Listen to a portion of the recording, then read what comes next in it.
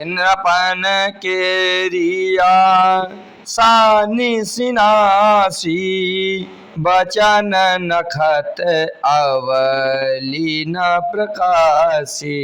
राम सिया राम जय जय राम।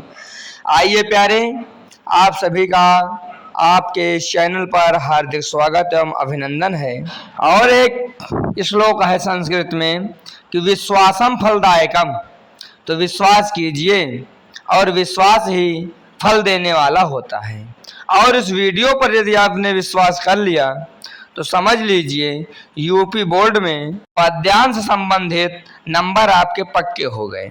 तो आज इस वीडियो में हम तुलसीदास जी द्वारा रचित धनुष भंग और वन पथ से संबंधित सभी पद्यांशों के प्रश्नों के हल देखेंगे। आप लोग धैर्य पूर्वक इस वीडियो को पूरा देखिए। पूरा देखेंगे तो अवश्य आपको सफलता मिलेगी, क्योंकि यहाँ से कोई न कोई पद्यांश आपके प्रश्न उत्तर यानी यूपी बोर्ड में प्रश्न के रूप में अवश्य आएगा। तो पहला है, दिए गए पद्यांशों पर आधारित प्रश्नों के उत्तर दीजिए। तो प्रश्नोत्तर 1 डाल लेंगे और इस प्रकार नृपन केर से लेकर गणेश गोसाई तक लिख लेंगे। इस प्रकार डैश डैश करके ये संकेत हो गया। इसका पहला प्रश्न है संदर्भ। तो संदर्भ हम लिखेंगे, इस प्रकार हेडिंग डाल लेंगे। सब इसी प्रकार करना है हमको, फेयर में भी और परीक्षा के समय भी। और लिखेंगे कि प्रस्तुत पद्यांश हमारी पठित पाठ्य पुस्तक हिंदी में संकलित धनुष भंग नामक पाठ से लिया गया है, जिसके कवि तुलसीदास जी हैं। इस प्रकार हम संदर्भ लिख लेंगे। अगला प्रश्न बा है, रेखांकित अंश की व्याख्या कीजिए। तो वंदे पितर सुर सुकृत संभारे, जो कछु पुण्य प्रभाव हमारे, तो शिव धनु मृणाल की नाई, तो राहु राम गणेश गोसाई। पूरे पद्यांश में इसी 2 चौपाई का हम रेखांकित है और इसी रेखांकित अंश की इसमें व्याख्या लिखेंगे। किस प्रकार हेडिंग डालेंगे, इस प्रकार, और लिखेंगे कि तुलसीदास जी कहते हैं कि जैसे ही श्री राम जी धनुष तोड़ने के लिए चलते हैं, वैसे ही वहां उपस्थित सभी नर और नारियां प्रसन्न हो जाते हैं। वे सभी अपने अपने पूर्वजों और देवताओं की वंदना करने लगते हैं तथा अपने पुण्य कर्मों को याद करते हैं। वे सभी ईश्वर से विनती करते हैं कि यदि हमारे पुण्य कर्मों का कुछ भी प्रभाव हो तो हे गोस्वामी गणेश जी, श्री रामचंद्र जी इस शिव जी के धनुष को कमल की नाल की तरह तोड़ डालें। अब अगला प्रश्न है सा का ए वाला कि पद्यांश की काव्यगत सौंदर्य स्पष्ट कीजिए। तो हम इस प्रकार इसकी काव्यगत सौंदर्यता लिखेंगे कि भाषा शुद्ध साहित्यिक अवधि है, रस वीर और अद्भुत रस है, अलंकार रूपक और अनुप्रास है, छंद इसमें चौपाई है। अगला प्रश्न है कि रामचंद्र जी द्वारा शिव जी के धनुष को किस भांति तोड़ने की बात कही गई है। तो रामचंद्र जी द्वारा शिव जी के धनुष को कमल की नाल की भांति तोड़ने की बात कही गई है। नाल, नाल माने डंडी।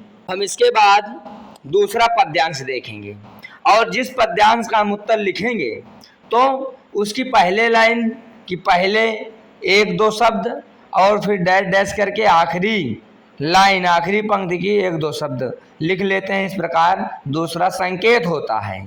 कहने का मतलब होता है कि इसी प्रश्न का उत्तर हो रहा है। अब इसका पहला प्रश्न है, प्रस्तुत पद्यांश का संदर्भ लिखिए। तो संदर्भ लिखा हुआ है पूर्वक, यानी पहले वाला ही, यानी प्रत्येक पाठ में एक ही संदर्भ रहता है। तो एक कवि और एक पाठ, तो पूर्वक यानी पहले वाला, इसमें भी संदर्भ रहेगा। अब रेखांकित अंश की व्याख्या। तो रेखांकित कौन सी चौपाई में है कि सखी सब कौतुक देख निहारे, जेऊ कहावत हितु हमारे, और कौन बुझाई कहाई गुर पाही, ए बालक से हट भल नाही। इसकी हम इस प्रकार रेखांकित अंश की व्याख्या हेडिंग डालेंगे और लिखेंगे, क्या लिखेंगे कि तुलसी जी कहते हैं कि माता सुनैना अपनी सखियों से कहती हैं कि हे सखी, जो भी हमारे हितैषी कहाया करते हैं वे सब नाटक देखने वाले हैं। कोई भी गुरु विश्वामित्र से यह समझा कर नहीं कहता कि ये अभी बालक हैं।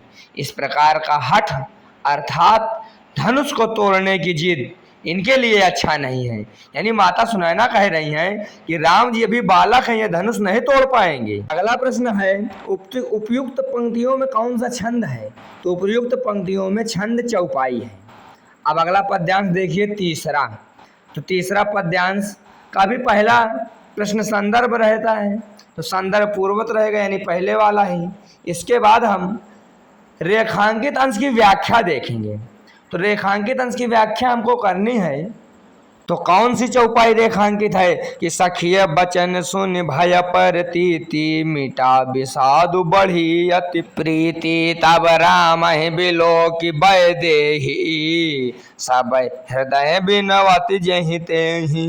इसी चौपाई की हमको व्याख्या करनी है। तो इस प्रकार हेडिंग डाल लेंगे और लिखेंगे कि तुलसीदास जी कहते हैं कि सखी के वचनों को सुनकर व्याकुल सुनैना माता को श्री राम पर विश्वास हो गया, जिससे उनका दुख समाप्त हो गया और उनके मन में भी श्री राम के प्रति और अधिक प्रेम बढ़ गया।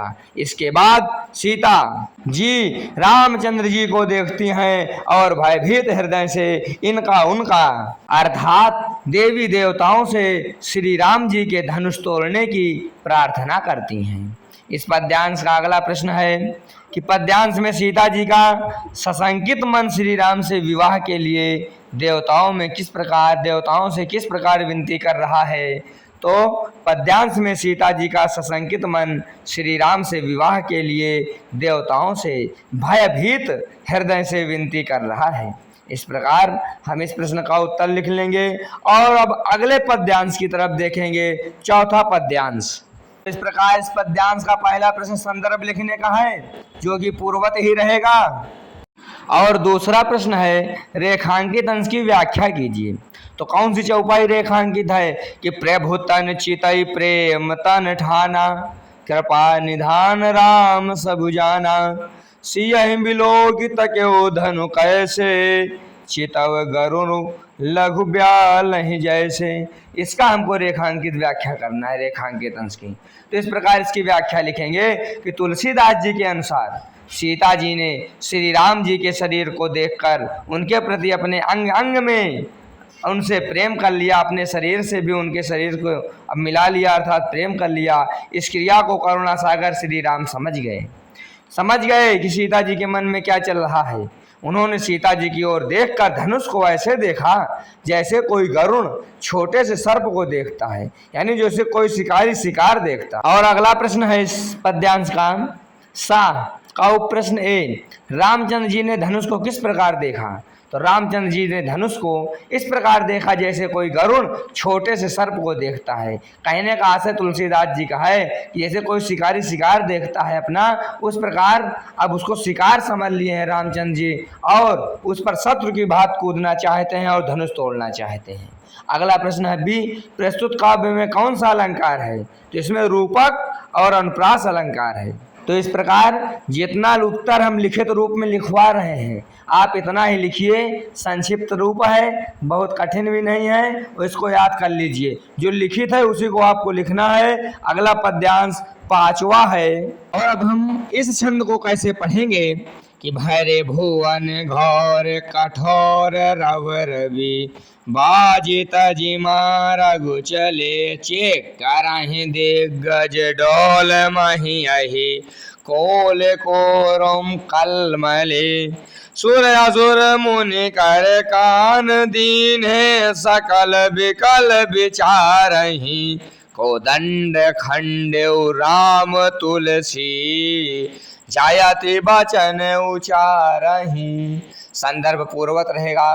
रेखांकित अंश की व्याख्या इस प्रकार लिखेंगे कि गोस्वामी जी कहते हैं कि जैसे ही श्री राम ने शिव जी के धनुष को तोड़ा उससे इतनी भयंकर और तीव्र ध्वनि उत्पन्न हुई कि देवता, राक्षस और मुनि सभी भयभीत होकर अपने कानों पर हाथ रख लिए और व्याकुल होकर व्याकुलता विचारने लगे। व्याकुलता विचारने लगे मतलब व्याकुलता यानी व्याकुल होने का कारण विचारने लगे। जब सबको यह ज्ञात हुआ कि श्री राम ने धनुष के 2 टुकड़े कर दिए हैं, तब सभी अत्यधिक हर्षित हुए और प्रेम पूर्वक श्री राम की जय जयकार करने लगे। अगला प्रश्न है सा। तो सा का प्रश्न ये है कि जब रामचंद्र जी ने धनुष तोड़ा तो उस समय क्या स्थिति हुई। तो उत्तर लिखेंगे कि जब रामचंद्र जी ने धनुष तोड़ा तो तीनों लोकों में, थोड़ा तीनों के बाद लोकों लगा लीजिएगा, कि तीनों लोकों में भयंकर आवाज और सभी में हलचल और व्याकुलता बढ़ गई। यानी शिव जी का धनुष था, टूटेगा तो सब कच्छा, वाराह, यहाँ तक कि देवी देवता सब व्याकुल हो गए कि ये आवाज कहाँ से आ रही है। अगला प्रश्न है कि प्रस्तुत पंक्तियों में कौन सा अलंकार है। तो प्रस्तुत पंक्तियों में अतिशयोक्ति और अनुप्रास अलंकार है और यही अलंकार उसमें दिखाई देते हैं। अब हम वन पथ पर के सभी पद्यांश आधारित प्रश्न उत्तर इसी वीडियो में देख लेंगे, प्राप्त कर लेंगे। कि पुरते निकसे रघुबीर बधूधर धीर दये मग में डग दोए, झल की भरी भाल कनी जल की पुट सूख गए मधुराधर वे। इस प्रकार प्रश्नोत्तर 6 हेडिंग डालेंगे और संकेत डालेंगे। और पहला प्रश्न है संदर्भ लिखने का। तो संदर्भ लिखा हुआ है पूर्वत, यानी पहले वाला ही रहेगा। केवल इसमें जब आप संदर्भ लिखेंगे तो एक काम कर देना कि जो पाठ का नाम धनुष भंग था, इसमें आप वन पथ पर लिख देना और इस प्रकार संदर्भ लिखने। प्रस्तुत पद्यांश हमारी पठित पाठ्य पुस्तक हिंदी में संकलित वन पथ पर नामक पाठ से लिया गया है, जिसके कवि गोस्वामी तुलसीदास जी है। इतना तो आप कर ही सकते हैं। दूसरा है रेखांकित अंश की व्याख्या। तो इसको लिखिए इस प्रकार कि तुलसीदास जी कहते हैं कि नगर अयोध्या से सीता जी वन के लिए निकलकर धीरज रखकर अभी मार्ग में 2 ही कदम चली हैं कि उनके मस्तिष्क में पसीने की बूंदें आ गई हैं और उनके कोमल ओठों के दोनों भाग भी सूख गए हैं, अर्थात वह परेशान और थक सी गई है। अगला प्रश्न है पद्यांश में मधुराधर शब्द का विशेषण और विशेष छाट कर लिखिए।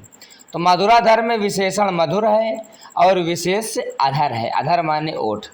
अगला प्रश्न है कौन नगर से निकलकर वन पथ पर अग्रसर हो रहे हैं। अग्रसर माने जा रहे हैं। तो श्री राम, लक्ष्मण और माँ जानकी नगर से निकलकर वन पथ पर अग्रसर हो रहे हैं। अगला प्रश्न कि पर्णकुटी करिहाओं कित है में कौन सा अलंकार है। तो पर्ण और करिहाओं और कित में का आया है, इसलिए यहाँ पर अनुप्रास अलंकार हो जाएगा। तो लिखेंगे कि इस पंक्ति में अनुप्रास अलंकार है। इस पद्यांश का भी पहला प्रश्न संदर्भ है, पूर्वत ही रहेगा। रेखांकित अंश की व्याख्या करना है दूसरे प्रश्न में। तो रेखांकित अंश कितने में है कि ऐसी मनोहर मूर्तिये बिछुरे कैसे प्रीतम लोग जियो हैं, आखिन में सखी राखी बिलोग जोग, इन्हें किम कै बन वासुदेव है। तो इसी की व्याख्या करना है। तो इस प्रकार इसकी व्याख्या लिखेंगे कि नगर की महिलाएं कहती हैं अच्छा, नगर की महिलाएं कैसे कहते हैं कि जब देखते हैं महिलाएं कि ये लोग जा रहे हैं, कितने सुंदर और पवित्र लोग हैं, तो कहते हैं कि नगर की महिलाएं कहती हैं कि ये मन को मोहित करने वाली मूर्तियों से बिछड़कर इनके चाहने वाले लोग कैसे जी रहे होंगे। एक सखी दूसरी सखी से कहती है कि हे सखी, ये सभी तो आंखों में रखने के योग्य हैं, भला इनको क्यों वनवास दिया गया है। यानी महिलाओं का पंचायत चालू है देख करके।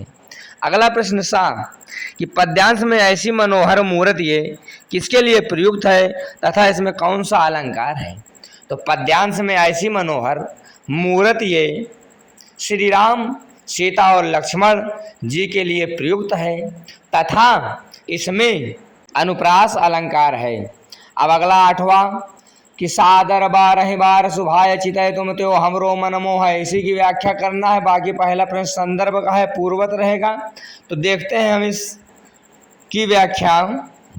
तो तुलसीदास जी कहते हैं कि गांव की स्त्रियां श्री राम के सुंदर और सजीले रूप को बार बार आदर के साथ देखती हैं और आपस में बात करती हैं कि तुम्हारा मन ही नहीं हमारा मन भी इन सुंदर मूर्तियों पर मोहित हो रहा है। अगला प्रश्न है कि ग्राम वधुएं सीता जी से क्या पूछती हैं? तो उत्तर इसका होगा, ग्राम वधुएं सीता जी से पूछती हैं कि वे सांवले से सुंदर पुरुष आपके क्या लगते हैं। अगला प्रश्न है कि ग्राम वधुएं राम के रूप सौंदर्य के बारे में क्या कर रही हैं, क्या कह रही हैं? तो वे कहती हैं कि उनके सिर पर जटाएं हैं, भुजाएं और छाती विशाल हैं, आंखें लाल और भौहें तिरछी हैं। वे धनुष बाण संभाले वन के मार्ग में अत्यधिक सुशोभित हो रहे हैं और सबका मन मोह रहे हैं। अगला और इस वीडियो और आपके पाठ धनुष भंग और वन पथ का आखिरी प्रश्न, प्रश्नोत्तर 9वां, संदर्भ पूर्वत रहेगा। अनुराग तड़ाग में भानुदय बिगसी मनुमंजुल कंज कली।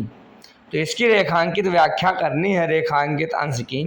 तो इस प्रकार हेडिंग डाल लेंगे रेखांकित अंश की व्याख्या और लिखेंगे कि तुलसीदास जी कहते हैं कि उस अवसर पर श्री राम के सौंदर्य को देखती हुई वे ग्राम वधुएं अपने नेत्रों का लाभ प्राप्त कर रही थी। वे ऐसी सुशोभित हो रही थी मानो प्रेम रूपी सरोवर में राम रूपी सूर्य के उदय होने पर ग्राम वधुओं के नेत्र रूपी सुंदर कमल की कलियां खिल उठी हों। अगला प्रश्न है कि अनुराग तड़ाग तथा मंजुल मंज कली में कौन सा अलंकार है? तो इन पंक्तियों में रूपक अलंकार है। इस प्रकार हम प्रश्नों के उत्तर लिखेंगे और अपने नोट्स कंप्लीट करेंगे, यूपी बोर्ड की तैयारी करेंगे।